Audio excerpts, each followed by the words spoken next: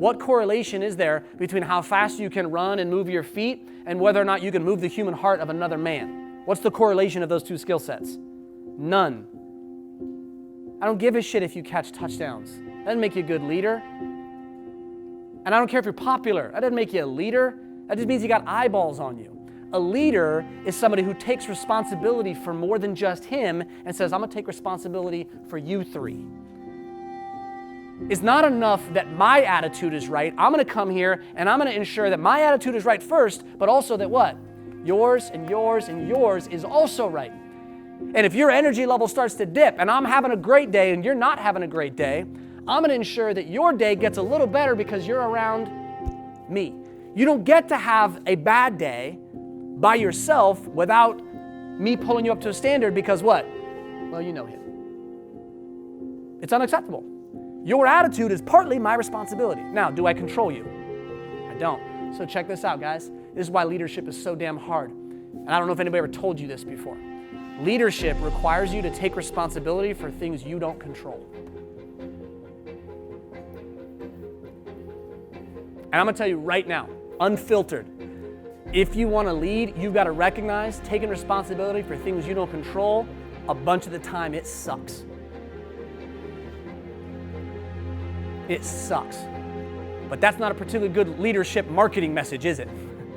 But if I wrote a leadership book and said, hey, leading is lonely and you get blamed for a bunch of stuff and you have to take responsibility for things that you don't control and even though you didn't do anything and other people did it, they'll blame you and you got to just take it. Here's a book. Like, would people go charging out to be a leader? Probably not. So what happened is everybody sells you on the good stuff of leadership.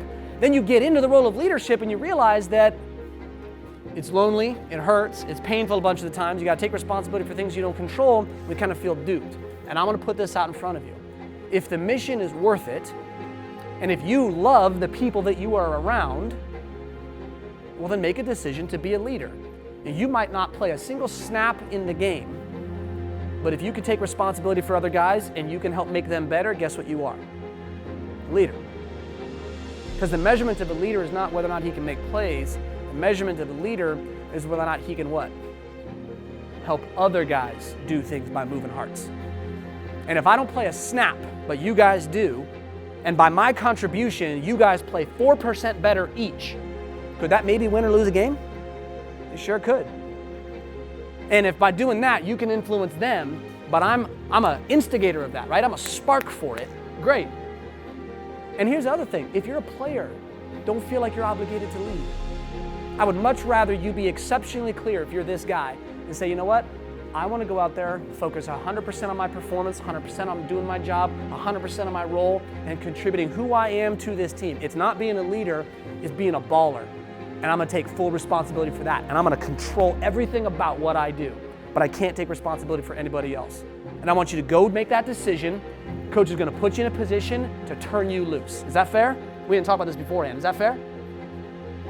But you can't be a player in a position of leadership. Does that make sense? I would just say this, for all of you in this room, just pick that role. Pick it. But whatever one you pick, push your chips to the center of the table and go all in.